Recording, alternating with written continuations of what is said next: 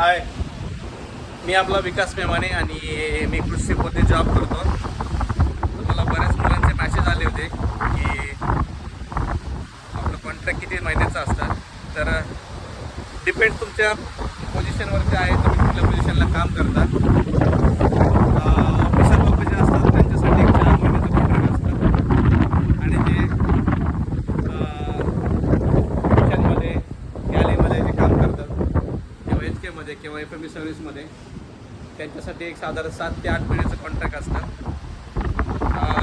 आणि कॉन्ट्रॅक्टचं जे रोटेशन असतं त्यावेळेस तुमचं कॉन्ट्रॅक्ट संपतं त्यावेळेस 2 महिने पहिले तुम्हाला रोटेशन येतं की एक कॉन्ट्रॅक्ट संपल्यानंतर तुम्ही नेक्स्ट कुठल्या शिपला जॉईन करणार आहे, तुमचं फ्लाईट तिकीट, तुमची शिप कुठली आहे, हे सर्व तुम्हाला 2 महिने पहिले समजतं.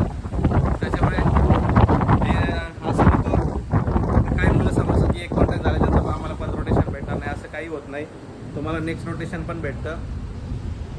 तुम्ही शिप सोडायच्या पहिले 2 महिने तुम्हाला रोटेशन भेटून जातं. तर अशाच नवीन नवीन व्हिडिओसाठी माझ्या व्हिडिओला लाईक करा, व्हिडिओला शेअर करा, जेणेकरून आपल्या मुलांना हेल्प होईल.